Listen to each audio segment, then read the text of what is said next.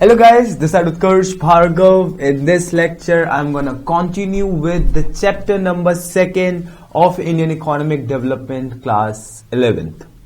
The chapter is all about the Indian economy between 1950 to 1990.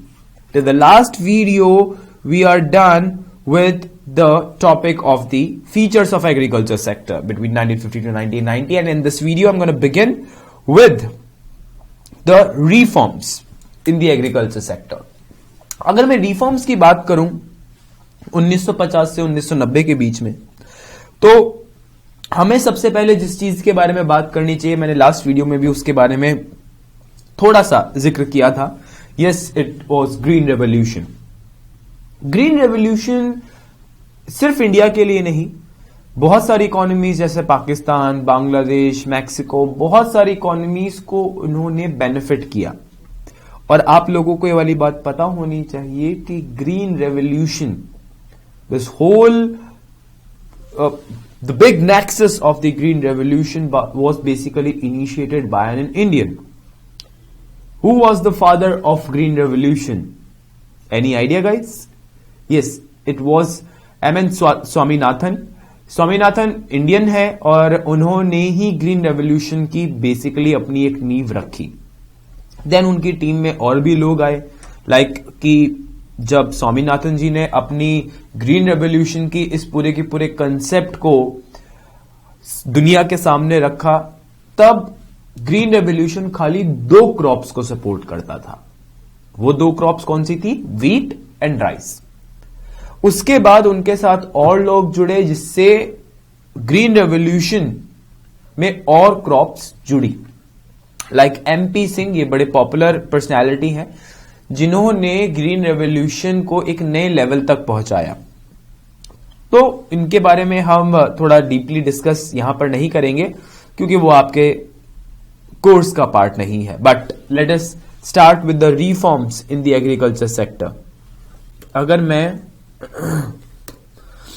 Agriculture sector में reforms की बात करूं तो हमने उसको टोटल 3 पार्ट्स में बांटा है. पहला टेक्नोलॉजिकल रिफॉर्म्स, दूसरा इंस्टीट्यूशनल रिफॉर्म्स या फिर इसे लैंड रिफॉर्म्स भी बोल रहे हैं हम, और तीसरा is the general reforms. Fine, ये क्या है? General reforms. चलिए एक एक करके इनको टारगेट करते हैं और एक एक करके पढ़ते हैं. पहला टेक्निकल रिफॉर्म्स. टेक्निकल रिफॉर्म्स क्या है आपका? पहला, यूज ऑफ HYV सीड्स. क्या होते हैं ये HYV seeds? Guys, HYV seeds natural seed से थोड़े से अलग हैं. किस मायने में अलग हैं? HYV सीड्स आप बोल सकते हो कि कुछ साइंटिफिक सीड्स हैं जिसके अंदर नेचुरल प्रोसेस को ना फॉलो करते हुए हायर प्रोडक्टिविटी के लिए कुछ केमिकल्स या उनके अंदर कुछ चेंजेस किए गए हैं. मैं बता दूं कि HYV सीड्स ग्रीन रेवोल्यूशन का एक बड़ा बेसिक पिलर था.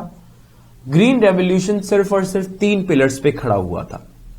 पहला is use of HYV seeds, यानी कि हाई यील्डिंग वेराइटी सीड्स. दूसरा, यूज ऑफ केमिकल फर्टिलाइजर्स. और तीसरा, use of chemical pesticides, insecticides and pesticides. In 3 basic pillars पे पूरी ग्रीन रेवोल्यूशन की थ्योरी बेस थी. तो एक एक करके इनको पढ़ते हैं. Since 1965, after green revolution, HYV seeds have replaced the traditional varieties. कि जो पहले से चलते हुए आ रहे थे, उन सीड्स को रिप्लेस किया HYV सीड्स ने. HYV seeds have caused a rise in crop productivity. मतलब कि क्रॉप प्रोडक्टिविटी बहुत ज्यादा बढ़ी. दूसरा point, use of chemical fertilisers.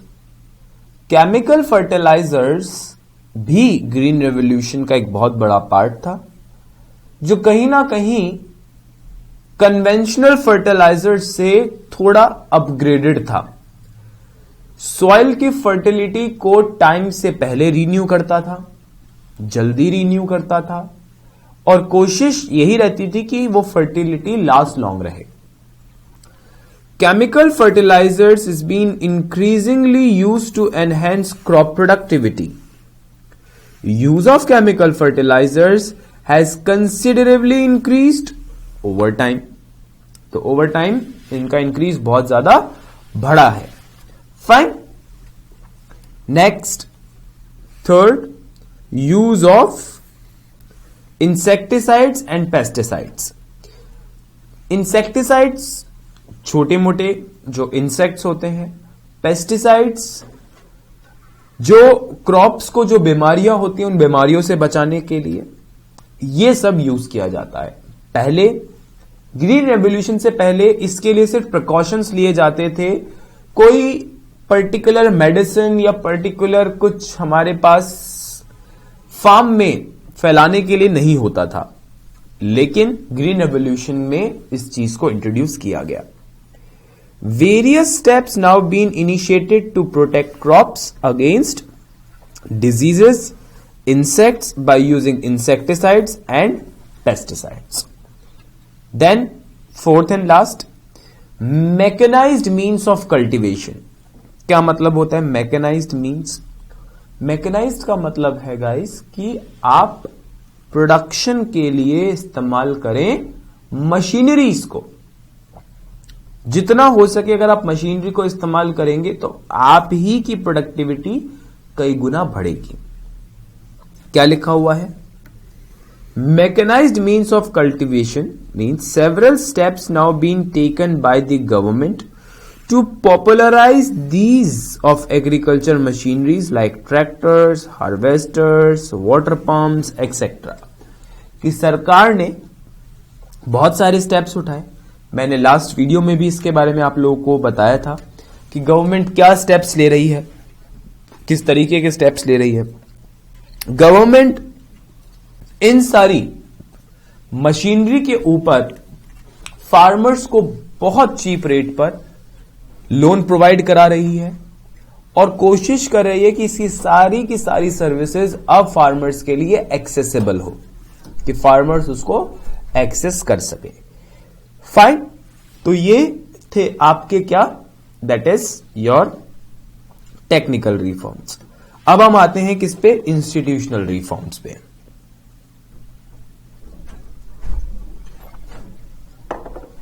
क्या है आपके इंस्टीट्यूशनल रिफॉर्म्स? पहला, abolition of mediators.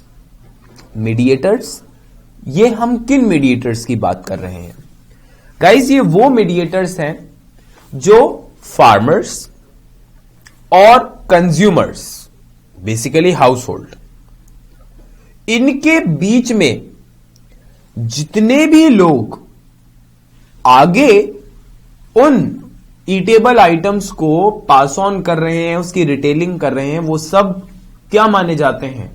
Mediators. Mediators का होना क्या बुरी बात है? नहीं, लेकिन ज्यादा मीडिएटर्स का होना बहुत बुरी बात है, क्योंकि हर मीडिएटर अपने लेवल पर कुछ प्रॉफिट शेयर रखता है। तो अगर ज्यादा मीडिएटर्स होंगे तो प्रॉफिट शेयर भी वो बढ़ाते जाएंगे, जिसकी वजह से क्या होगा कि अगेन बहुत सारी प्रॉब्लम्स, फार्मर के हाथ में कुछ नहीं पहुंचा और कंज्यूमर को बहुत ज्यादा पे करना पड़ा। तो मीडिएटर्स आप ज्यादा अफोर्ड नहीं कर सकते। अच्छा, जैसे हमारी लाइव क्लासेस में बच्चे मुझसे क्वेश्चन पूछते हैं कि सर फिर हमें मीडिएटर्स को तो खत्म कर देना चाहिए। अगर आप ऐसा सोचते हैं कि मीडिएटर्स को खत्म करने से जो फार्मर है उसका बेनिफिट बढ़ेगा और कंज्यूमर को कहीं ना कहीं कम प्राइस देना पड़ेगा, अगर हमने मीडिएटर्स को बीच में से खत्म कर दिया, तो मैं एक छोटी सी बात यह बोलता हूं कि मीडिएटर्स को कम करना समझदारी है, खत्म करना बेवकूफी है। आप इंडिया जैसी इकोनॉमी में मीडिएटर्स को खत्म नहीं कर सकते। जरा यह सोचिए कि कितने लोग, कितने करोड़ों लोग, crores and crores of people in India are living their livelihood with this profession only. They are acting as a mediator in between the farmers and the household. Delhi में कितनी बड़ी बड़ी यहां पर वेजिटेबल मार्केट्स हैं, दूसरी स्टेट्स में भी बहुत बड़ी बड़ी वेजिटेबल मार्केट्स हैं, जो कि सिर्फ और सिर्फ किस चीज का काम करती है, रिटेलिंग का। होलसेल के अलग मार्केट है, छोटे स्केल पर अलग मार्केट है, एंड देन जो आपके घरों के आसपास घूमने वाले हॉकर्स, पेडलर्स हैं, छोटे मोटे रिटेलर्स, वो भी एक मीडिएटर है। तो बात इतनी सी है कि अगर हम इन मीडिएटर्स को खत्म करने के बारे में सोचें तो आपको साथ में यह भी सोचना चाहिए कि कितने हजारों करोड़ों लोग अनएम्प्लॉयड हो जाएंगे। तो मीडिएटर्स को खत्म नहीं किया जा सकता, हां, बट उस चेन को हमें थोड़ा सा छोटा करना चाहिए। Abolition of mediators between consumers and actual tillers of the soil.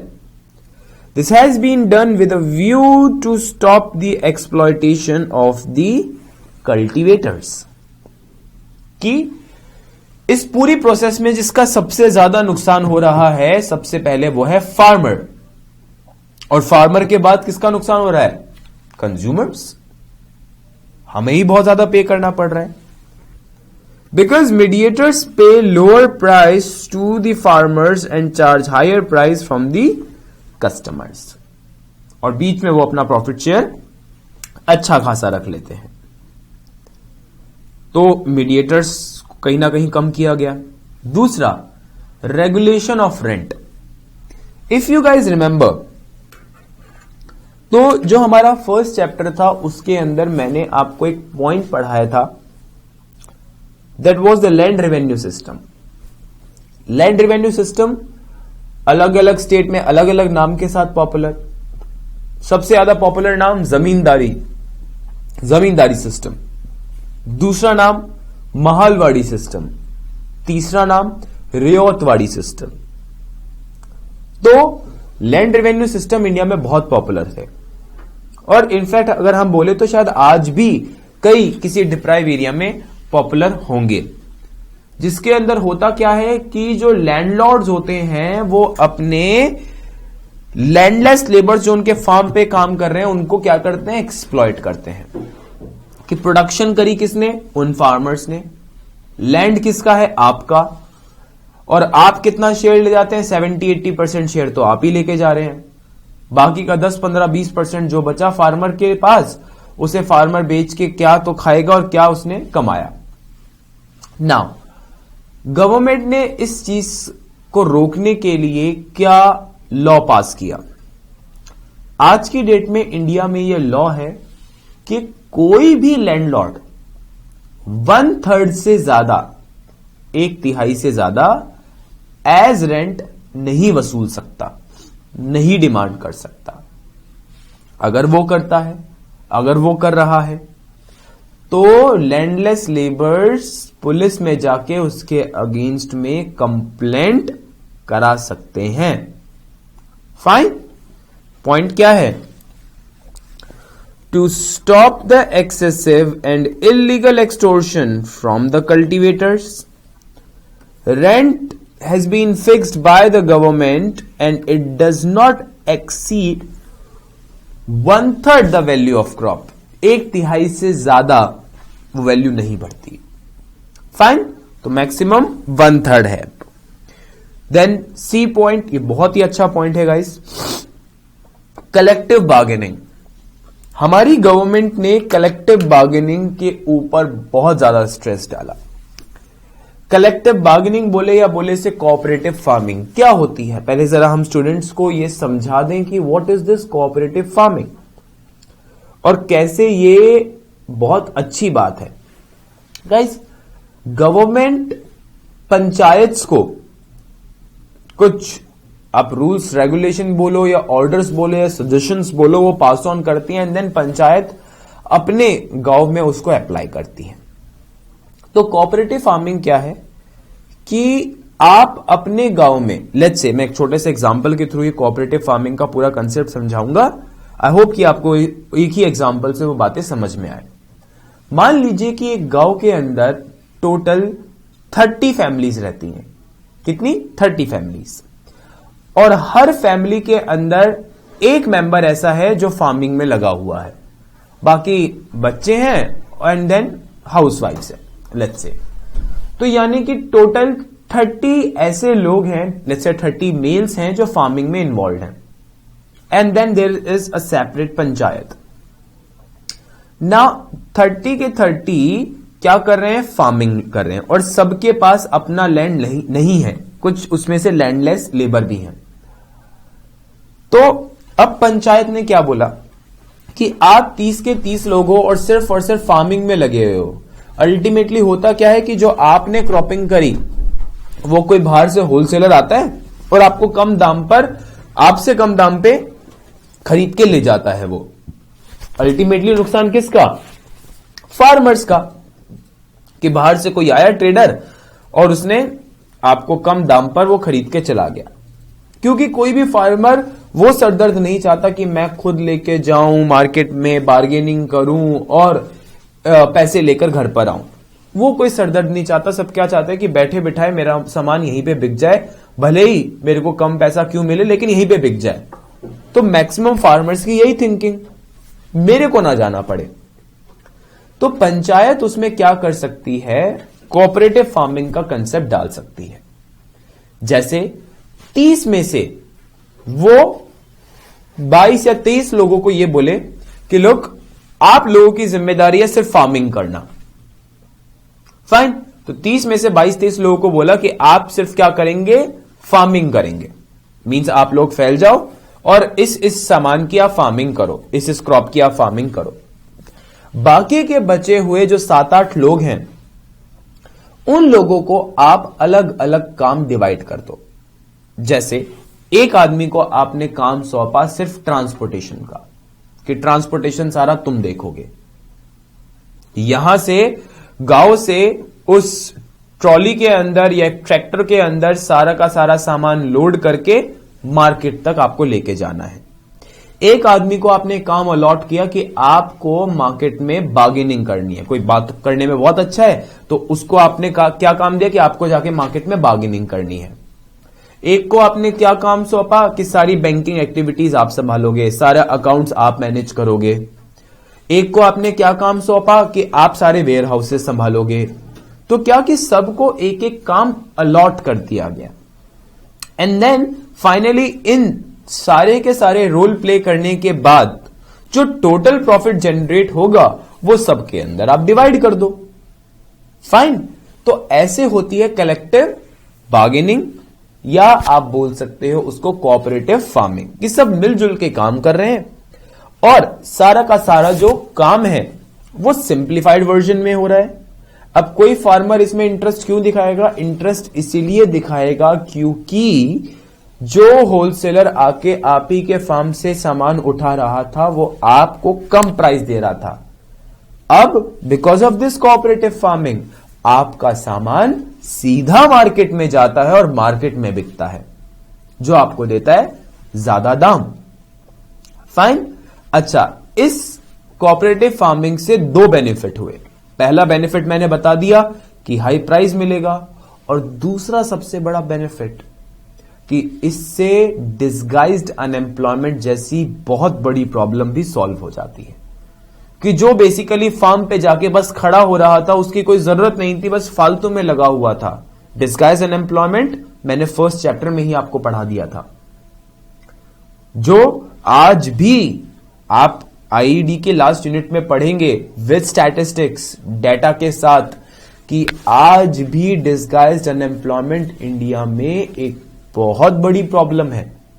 जैसे मैं आपके साथ एक स्टैट्स शेयर कर देता हूं that 56% of the Indian population, Indian working force is engaged in the agriculture sector. 56% का मतलब समझते हैं कि लगभग हर 2 में से 1 इंडियन एग्रीकल्चर सेक्टर में इन्वॉल्व है। And the most disturbing thing about this data is that this 56% working population contributes only 19% in the GDP. Yes, 19%. केवल 19%। तो 56% लगभग हमारी वर्किंग पॉपुलेशन एग्रीकल्चर में लगी है, जो खाली 19% हमारी जीडीपी में कंट्रीब्यूट करती है। बिल्कुल ये वाला डाटा परेशान करने वाला है, जो दिखाता है कि आज भी मैंने जो आपके साथ डाटा शेयर किया वो हमारे लास्ट सेंसस का डाटा है। लास्ट सेंसस कब हुआ था? 2011 में। फाइन। तो कलेक्टिव फार्मिंग कहीं ना कहीं इस प्रॉब्लम को जड़ से ना सही लेकिन थोड़ा सा जरूर कम कर सकती है। Cooperative farming is encouraged to benefit the small groups of farmers जो छोटे लेवल पे काम कर रहे हैं। It increases the bargaining power of small farmers in the competitive market structure। कि उस competitive market structure में उनको कहीं ना कहीं एक bargaining power मिल जाती है। Then next, अब आ जाते हैं हम जनरल रिफॉर्म्स पे। तो जनरल रिफॉर्म्स में क्या है? पहला, expansion of irrigation facilities. Irrigation का मतलब क्या होता है गाइस? सिंचाई करना, सींचना। अब इरिगेशन में पानी चाहिए होता है बहुत सारा, तो गवर्नमेंट ने इरिगेशन के लिए क्या किया? Several major and minor irrigation projects now been launched across the different parts of the country with a view to enhance and stabilize the productivity in agriculture sector। तो एग्रीकल्चर सेक्टर में productivity बढ़ाने के लिए बहुत सारी छोटी मोटी policies government ने लॉन्च करी। जैसे आपको ये वाली बात पता होनी चाहिए कि मॉनसून के ऊपर आप डिपेंड ना रहें, इसलिए गवर्नमेंट ने ट्यूबवेल्स यानी कि मोटर पंप्स की इंस्टॉलेशन सब्सिडाइज रेट पे स्टार्ट करी। कि फार्मर्स के पास कि 3, 4, 5 फार्मर्स मिलके अपने फार्म के बीच में एक छोटा सा पंप सेटअप करवा लें, जिसे ट्यूबवेल का नाम दिया जाता है, एंड देन उससे आसपास वाले 3, 4 सारे फार्म्स को बेनिफिट मिले। तो गवर्नमेंट उसके लिए काफी सारे इंसेंटिव्स दे रही है। दूसरा point, provision of credit. Credit का मतलब क्या होता है? उधारी। क्रेडिट का के अलग अलग ऑप्शंस गवर्नमेंट क्यों अलॉट करा रही है फार्मर्स को? गाइस आपको पता होना चाहिए कि फार्मिंग के अंदर the risk is at a very very high level. कि वही जैसे मैंने लास्ट लेक्चर में एक बात यूज करी थी कि मॉनसून के ऊपर डिपेंड होते हैं, ज्यादा हो जाए तो भी परेशानी, कम हो जाए तो भी परेशानी। ज्यादा हो जाती है तो भी फसल खराब, कम हो जाती है तो भी फसल खराब। तो बहुत ज्यादा रिस्क है इस प्रोफेशन में। अब अगर किसी भी फार्मर को लॉस हो जाता है या उसके पास नेक्स्ट सीजन के लिए फंड्स की कमी है, तो उस फंड्स की कमी को कौन पूरा करेगा? Of course banking societies. अब गवर्नमेंट ने कि फार्मर्स किसी लोकल मनी लेंडर्स के ट्रैप में ना फंसे। जैसे आपने पुरानी बॉलीवुड मूवीज में देखा होगा कि फार्मर्स जो मनी लेंडर्स हैं उनके ट्रैप में फंसे रहते हैं। साहूकार्स, जमींदार्स, महाजन्स इनके ट्रैप में फंस जाते थे कि आपने वहां पर अपने जमीन के पेपर्स रखवाए और अगेन जिंदगी भर के लिए अब आप उन्हीं के गुलाम हो गए, क्योंकि आपने उनसे लोन लिया था। जमीन तो गई, साथ में उनके गुलाम भी बन गए। तो ऐसा ट्रैप बेसिकली तब होता है जब गवर्नमेंट के रूल्स एंड रेगुलेशन नहीं होते। इसीलिए गवर्नमेंट ने अपनी ही बैंकिंग सोसाइटीज क्रिएट करनी स्टार्ट करी, जिससे बेनिफिट अल्टीमेटली स्मॉल फार्मर्स का हुआ। कैसे, एक बार देखते हैं और एग्जांपल्स भी हम यहां पे पढ़ेंगे। मनी इंस्टीट्यूशंस लाइक, सबसे पहला कोऑपरेटिव बैंक्स। कोऑपरेटिव बैंक्स क्या होते हैं? कोऑपरेटिव बैंक्स गाइस जब एक सोसाइटी मिलके अपना बैंक लॉन्च कर देती है, तो ये छोटे स्केल पे काम करते हैं। यूजुअली विलेजेस में सबसे ज्यादा फंक्शनल कोऑपरेटिव बैंक्स हैं। दूसरा क्या है? Commercial banks. आप कमर्शियल बैंक तो समझते ही होंगे। All banks are commercial banks who lends money, except deposit, with a view to earn money. Then regional rural banks etc. ये रीजनल रूरल बैंक्स क्या है? ये एक नई टर्म है आपके लिए, बट मैं बता दूं कि रीजनल रूरल बैंक्स के बारे में क्लास 9th इकोनॉमिक्स में भी बात आती है। वहां पे भी हम इन्हीं टॉपिक्स के बारे में, एग्रीकल्चर, पॉवर्टी, इनके बारे में बहुत बात करते हैं। तो रीजनल रूरल बैंक्स एक पर्टिकुलर एरिया को फोकस करते हुए एक बैंक बनाया जाता है जो उस पर्टिकुलर एरिया के सर्कमस्टांसेस के अकॉर्डिंग अपनी पॉलिसीज को मॉडिफाई कर सकता है। उसे नाम देते हैं regional rural bank. They provide credit to the poor families at cheap rate of interest, कि कम रेट ऑफ इंटरेस्ट पर पुअर फैमिलीज को ये लोन प्रोवाइड कराते हैं। यहां ब्रैकेट में मैंने एक नाम लिखा हुआ है, that name is NABARD, NABARD। क्या है ये NABARD? That is national bank for agriculture and rural development. आगे लिखा भी हुआ है national bank for agriculture and rural development. क्या काम है इसका? आगे वो भी लिखा हुआ है।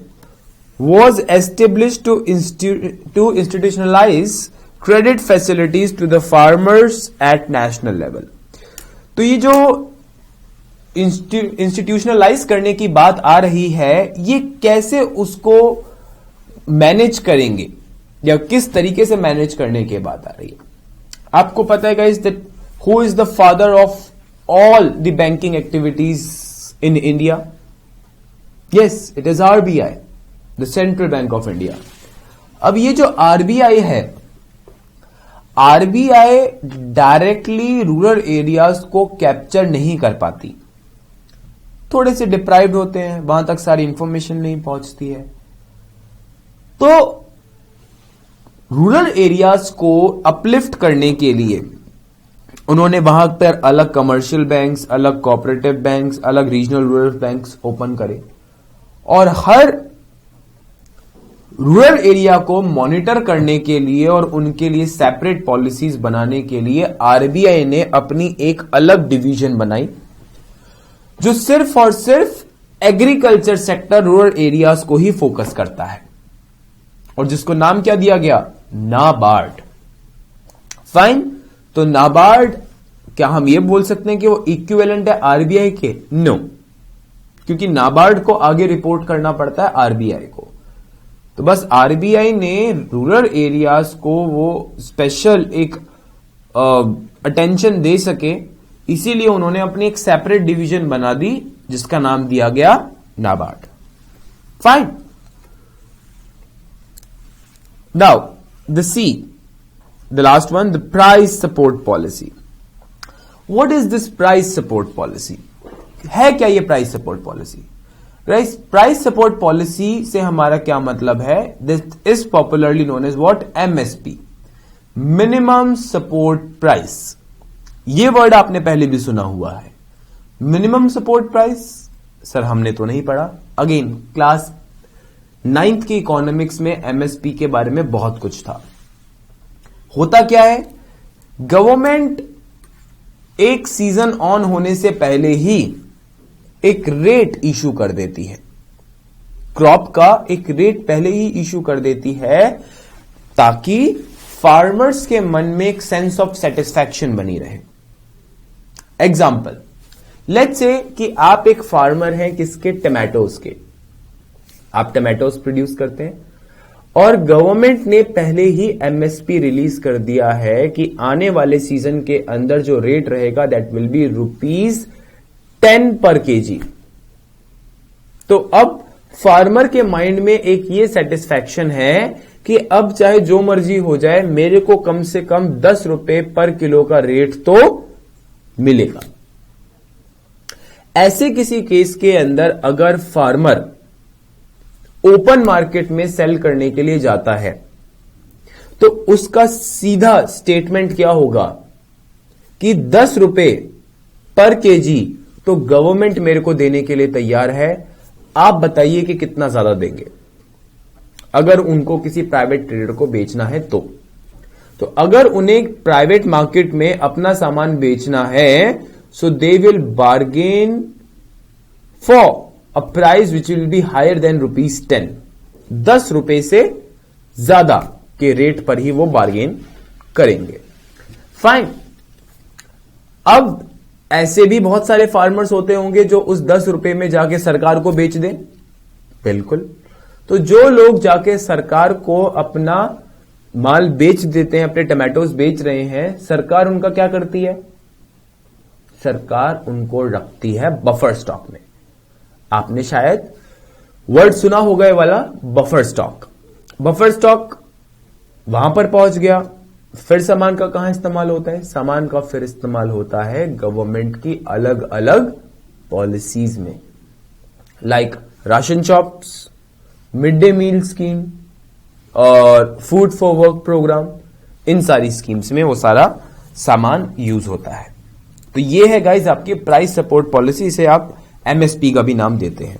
क्या लिखा हुआ है?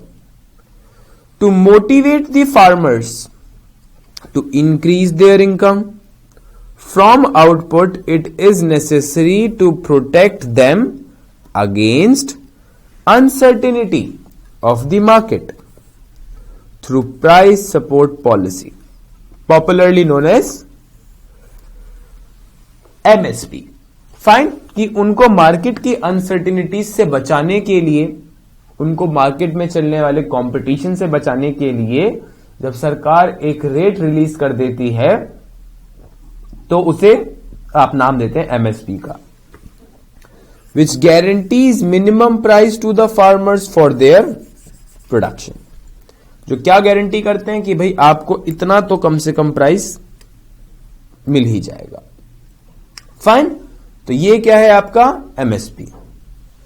फिर आ जाता है आपका नेक्स्ट ग्रीन रेवोल्यूशन।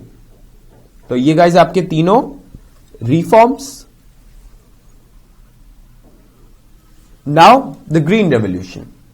अब गाइस हम एक छोटा सा काइंड ऑफ एक ब्रीफ देंगे ग्रीन रेवोल्यूशन के ऊपर। तो जैसा मैंने आपको ग्रीन रेवोल्यूशन के बारे में बताया कि green revolution was basically a very very very big policy. So that Green Revolution was basically initiated in October 1965 and that thing, October 1965, that time was, yes, the era of MS Swaminathan. MS Swaminathan ये एक ऐसी personality जिन्होंने India में green revolution को एक अलग level पे लेके गए वो, और अपने अकॉर्डिंग उन्होंने ग्रीन रेवोल्यूशन को इंडिया में एक्सपेंड किया। फाइन। सो आप जाके विकिपीडिया पे एमएस स्वामीनाथन के बारे में जरूर सर्च करें, आपको बहुत कुछ उनके बारे में इंटरेस्टिंग पढ़ने को मिलेगा। And he is known as the father of green revolution in India. The strategy of green revolution was launched in October 1965. It was restricted to 5 major crops. Initially, कुछ अपने 2-3 सालों में Green Revolution was limited with the only 2 crops. There was wheat and rice. पहले खाली 2 crops के लिए था और बाद में टोटल हो गया वो 5 क्रॉप्स के लिए। 5 क्रॉप कौन कौन सी थी? दैट वाज ज्वार, राइस, बाजरा, मेज एंड व्हीट। 5 क्रॉप्स। तो ग्रीन रेवोल्यूशन का सबसे बड़ा सेटबैक भी यही था कि ये कुछ ही क्रॉप्स को फोकस करती थी और कुछ ही क्रॉप्स को फेवर करती थी। फाइन। सो ज्वार, बाजरा, मेज, rice and wheat. The basic objective of Green Revolution was the continuous expansion of farming areas, कि लगातार वो बढ़ता रहे in high productivity by using HYV seeds, chemical fertilizers and chemical pesticides. Fine. तो ये कहीं ना कहीं वही जैसा मैंने थोड़ी देर पहले भी बोला कि बेसिक पिलर्स क्या थे? HYV सीड्स का इस्तेमाल, केमिकल फर्टिलाइजर्स का इस्तेमाल और केमिकल पेस्टिसाइड्स का इस्तेमाल। ये थे बेसिक पिलर्स ग्रीन रेवोल्यूशन के। तो चलिए अब हम आते हैं हमारे नेक्स्ट टॉपिक पे, अचीवमेंट्स ऑफ ग्रीन रेवोल्यूशन की। ग्रीन रेवोल्यूशन की क्या क्या अचीवमेंट थी। सबसे पहली, राइज इन प्रोडक्टिविटी। प्रोडक्टिविटी बहुत ज्यादा बढ़ा दी इन्होंने। प्रोडक्टिविटी बहुत ज्यादा कैसे बढ़ी? क्योंकि आपके पास अच्छी टेक्नोलॉजी के सीड्स थे, अच्छे फर्टिलाइजर्स थे, अच्छी आपके पास पेस्टिसाइड्स वगैरह थे। लेकिन मैं साथ साथ हर टॉपिक के साथ यह भी बताता जाऊंगा इस कि उसके साथ कमी क्या जुड़ी हुई थी। प्रोडक्टिविटी बढ़ी तो सही है, लेकिन सिर्फ कुछ ही क्रॉप्स के साथ। तो वो फार्मर्स जो उगा रहे थे वो 5 क्रॉप्स, ज्वार, बाजरा, राइस, मेज एंड व्हीट, तो जो ये क्रॉप्स को उगा रहे थे खाली उन्हीं का बेनिफिट, उन्हीं की प्रोडक्टिविटी बढ़ी। जो बाकी उगा रहे थे उनका ज्यादा कोई असर नहीं पड़ा। In the initial years of green revolution, a drastic increase in production of wheat and rice was noticed. Later, more crops were added under this segment, which was bajra, jowar and maize. तो initial year में wheat और rice में बहुत ज्यादा बड़े level पर expansion देखी गई। Second point, increase in income. Income वो तो बढ़ना तय था। अगर प्रोडक्शन का लेवल बढ़ रहा है तो इनकम का लेवल भी तो बढ़ेगा। लेकिन दिक्कत वाली बात क्या थी? दिक्कत वाली बात यह थी कि इनकम बढ़ी तो सही, लेकिन सिर्फ कुछ ही फार्मर्स की, कुछ ही लोगों की। Since green revolution was limited to wheat and rice for a number of years, its benefits were enjoyed by wheat and rice growing areas like Punjab, Haryana, western UP and Andhra Pradesh. तो बेसिकली जिन स्टेट्स का नाम अभी आपने स्क्रीन पर पढ़ा, यही के farmers को, वो भी कौन, जो ये क्रॉप्स उगा रहे थे, उन्हीं को इससे बेनिफिट हुआ। उन्हीं को खाली ग्रीन रेवोल्यूशन का एक्चुअल एडवांटेज देखने को मिला। इसकी वजह से एक और बहुत बड़ी दिक्कत खड़ी हुई, जो आप लिमिटेशन में पढ़ेंगे, कि इसने इनइक्वालिटी का लेवल बढ़ा दिया। तो वो स्टेट्स जहां पर ये 5 क्रॉप उगाई जा रही थी, उन स्टेट्स में तो फार्मर्स ने बहुत ज्यादा कमाई करी, स्टेट भी बहुत आगे पहुंच गया। लेकिन दूसरी तरफ वो वाली स्टेट्स जहां पर ये वाली क्रॉप्स नहीं उगाई जा रही थी, वो थोड़ा सा डाउन हो गई। तो इसकी वजह से क्या हुआ? इनइक्वालिटी का लेवल बढ़ गया कि कोई फार्मर तो एक्सेस में रिच हो गया और कोई फार्मर बेचारा एक्सेस में पुअर है। So increase in employment, that is our third point. बिल्कुल, ग्रीन रेवोल्यूशन की वजह से प्रोडक्शन का लेवल इतना बढ़ गया। एक ही लैंड पर साल में जहां 1 या 2 बार फार्मिंग हो रही थी, वहां 2 से 3 बार होने लग गई। तो जो आदमी सीजन में अनएम्प्लॉयड रहता था, अब उसके पास सीजन में काम है, तो एम्प्लॉयमेंट तो बढ़ेगी बढ़ेगी। तो क्या लिखा हुआ है? Increase in employment. Green revolution decrease the problem of disguise unemployment and seasonal unemployment. तो डिस्गाइज्ड किस तरीके से इसने कम करी कि भैया लोगों की जरूरत पड़नी शुरू हो गई। जहां पहले जिसका इस्तेमाल नहीं था, अब उसके पास काम आ गया, तो वो जहां पहले डिस्गाइज अनएम्प्लॉयड था, यानी कि हिडन अनएम्प्लॉयमेंट थी उसकी, अब वो एम्प्लॉयड हो गया। और सीजनल अनएम्प्लॉयमेंट को उसने कैसे ठीक किया, वो मैंने बता ही दिया कि जहां पहले 1 से 2 बार होती थी एक लैंड पे फार्मिंग, अब 2 से 3 बार होने लग गई। तो जहां आपका ऑफ सीजन होता था, वो सीजन ऑफ ना होके वहां पे भी कुछ ना कुछ फार्मिंग चलती रहती थी।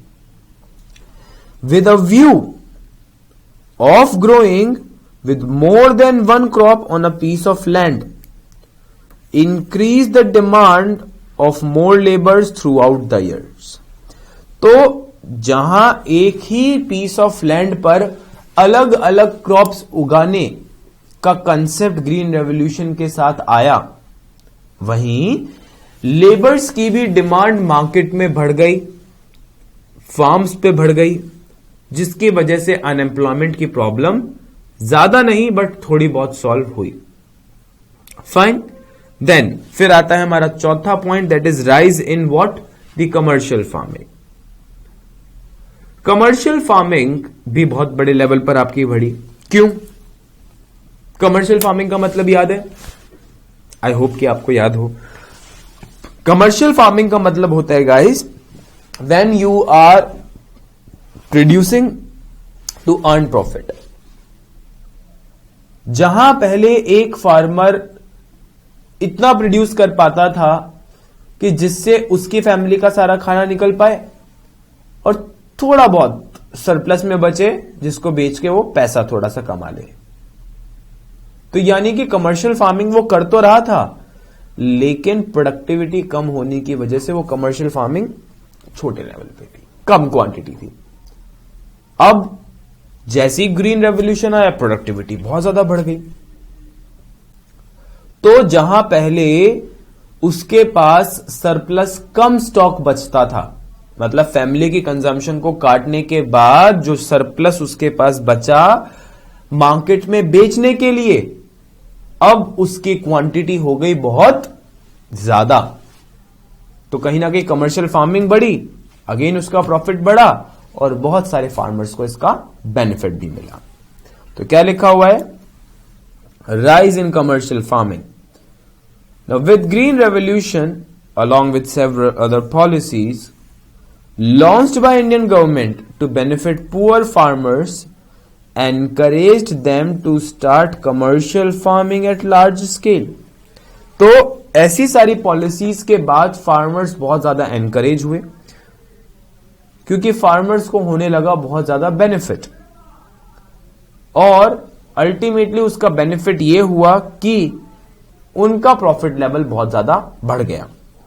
फाइन। क्योंकि ऐसी सारी फार्मिंग और ऐसी सारी क्रॉपिंग की वजह से उनका जो बेनिफिट था वो कई गुना बढ़ा। बट मैं जब फेलियर्स की बात करता हूं हर पॉइंट के बाद, कि ये बेनिफिट सिर्फ कुछ ही फार्मर्स तक लिमिटेड था। कौन से फार्मर्स? जो उन क्रॉप्स की फार्मिंग करते थे। फाइन। तो ये एक थोड़ी बुरी बात भी थी। चलिए एक टॉपिक हम और करते हैं last, failure of green revolution. क्या ग्रीन रेवोल्यूशन के कुछ फेलियर भी थे? क्या ग्रीन रेवोल्यूशन की कुछ कमियां भी थी? काफी सारी कमियां तो मैं ऊपर ही आपको बता चुका हूं। चलिए अभी एक एक करके पढ़ते हैं कि ग्रीन रेवोल्यूशन की क्या क्या कमियां थी। पहला, रिस्ट्रिक्टेड टू लिमिटेड क्रॉप्स, कि लिमिटेड क्रॉप्स तक ये लिमिटेड थी। अब ग्रीन रेवोल्यूशन जैसा मैंने पहले बता दिया कि खाली 5 क्रॉप्स के बारे में ही थी, उन तक ही लिमिटेड थी। उसके बियॉन्ड ग्रीन रेवोल्यूशन की अपनी कोई रेंज नहीं थी। ग्रीन रेवोल्यूशन उसके बियॉन्ड काम नहीं करता। क्या लिखा हुआ है? Restricted to limited crops. Since green revolution was mainly restricted to wheat and rice growing states like Punjab, Haryana, Western UP and Andhra Pradesh. These states become richer and other states where green revolution did not spread remained poor. कि जहां पर green revolution पहुंचा वहां पर तो farmers को बहुत ज्यादा बेनिफिट मिला, फार्मर्स ने बहुत हाई प्रॉफिट्स वहां पर देखे, अर्न किए। लेकिन वो इकोनॉमीज वो स्टेट्स जहां पर ये ग्रीन रेवोल्यूशन की क्रॉप्स नहीं उगाई जा सकती थी, वहां पर फार्मर्स को कोई बेनिफिट नहीं हुआ। वहां के फार्मर्स पहले भी परेशान थे, अभी भी परेशान हैं। फाइन। देन सेकंड पॉइंट क्या है? Harmful effects. ये गाइस एक बहुत ही इंपॉर्टेंट पॉइंट है। हमारी गवर्नमेंट ने स्टार्टिंग में ग्रीन रेवोल्यूशन लॉन्च तो किया, फार्मर्स को नो डाउट बहुत बेनिफिट हुआ, लेकिन हमारी गवर्नमेंट ने फार्मर्स को ये नहीं बताया कि उन केमिकल पेस्टिसाइड्स, केमिकल फर्टिलाइजर्स, उन सीड्स को किस तरीके से इस्तेमाल करें, या बोले तो कितना इस्तेमाल करें, कितनी क्वांटिटी में इस्तेमाल करें, ये सब नहीं बताया। तो जिसकी वजह से बहुत नेगेटिव आउटकम्स आए। आउटकम्स नेगेटिव किस वे में? लेबर्स को बहुत नेगेटिवली अफेक्ट किया, फार्मर्स को नेगेटिवली अफेक्ट किया, जो आउटपुट था वो पॉइजनस आने लग गया, आपके अच्छे खासे हेल्दी फार्म की उसने पूरी हेल्थ डैमेज कर दी, सॉइल की फर्टिलिटी डैमेज कर दी।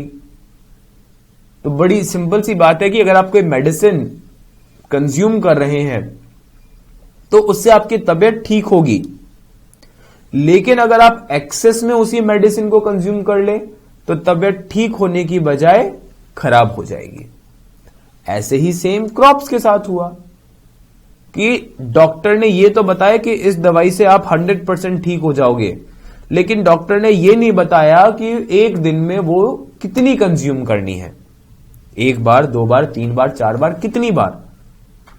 तो अगर पेशेंट को यही नहीं पता होगा कि उसको कितनी मेडिसिन कंज्यूम करनी है, तो उस केस के अंदर उसके ठीक होने के चांसेस कम हो जाते हैं, उल्टा बिगड़ने के चांसेस बढ़ जाते हैं। Fine. So green revolution resulted in increased farm accidents, कि फार्म एक्सीडेंट्स बहुत बढ़ गए। Farmers and workers as well as crops suffered health problems due to heavy use of fertilisers and poisonous pesticides, कि fertilisers का बहुत heavy use करना, poisonous pesticides का बहुत हैवी यूज करना, जिसकी वजह से क्रॉप की, वर्कर्स की, फार्मर्स की, सॉइल की, सबकी हेल्थ के ऊपर बहुत ज्यादा एक नेगेटिव इफेक्ट पड़ा। फाइन। तो गवर्नमेंट आज की डेट में उसके लिए बहुत सारी स्ट्रैटेजीज लेकर काम कर रही है कि वो फार्मर्स को अवेयर कर रही है। जैसा मैंने लास्ट वीडियो में एक टर्म भी यूज करी थी, किसान कॉल सेंटर। गवर्नमेंट फार्मर्स के लिए कॉल सेंटर बहुत ज्यादा एक्सेसिबल बनाना चाहती है कि फार्मर को कुछ भी डाउट हो सीधा फोन उठाए और कॉल सेंटर में कॉल करके अपनी प्रॉब्लम डिस्कस करे, ताकि ऐसे सारे इश्यूज उनके सामने कभी ना आए। फाइन। तो हार्मफुल इफेक्ट्स बहुत बड़े लेवल पे हमें देखने को मिले। तीसरा पॉइंट क्या है? पार्शियल रिमूवल ऑफ पॉवर्टी, कि पॉवर्टी रिड्यूस तो करी लेकिन पार्शियली। क्यों पार्शियली? ग्रीन रेवोल्यूशन, मैं बार बार बताता आ रहा हूं कि कुछ ही फार्मर्स तक, कुछ ही क्रॉप्स तक और कुछ ही स्टेट्स तक लिमिटेड था, उसने सबको बेनिफिट नहीं किया। तो गरीबी कम हुई, लेकिन सिर्फ कुछ जगहों से कम हुई, हर जगह से कम नहीं हुई। तो जब गरीबी कुछ ही जगहों से कम हुई तो उसकी वजह से हुआ क्या कि कोई स्टेट तो काफी अमीर हो गई और कोई स्टेट काफी गरीब हो गई। जैसे एक अच्छा एग्जांपल मैं आपको देता हूं कि फार्मिंग पंजाब में भी होती है, फार्मिंग कहीं ना कहीं थोड़ी मध्य प्रदेश में भी होती है, लेकिन पर कैपिटा इनकम देखी जाए तो सबसे ज्यादा पंजाब में है। क्यों? क्योंकि वहां के फार्मर्स को सबसे ज्यादा बेनिफिट ग्रीन रेवोल्यूशन से मिलता है, क्योंकि वो बनाते ही ऐसी क्रॉप है जो ग्रीन रेवोल्यूशन के अंडर आ रही है। फाइन। तो क्या लिखा हुआ है? Green revolution remove poverty but not from everywhere, कि पॉवर्टी कम करी, नो डाउट कम करी, लेकिन हर जगह से कम नहीं करी। The benefits were taken by richer farmers, कि जो मैक्सिमम बेनिफिट्स थे वो कौन लेके गया?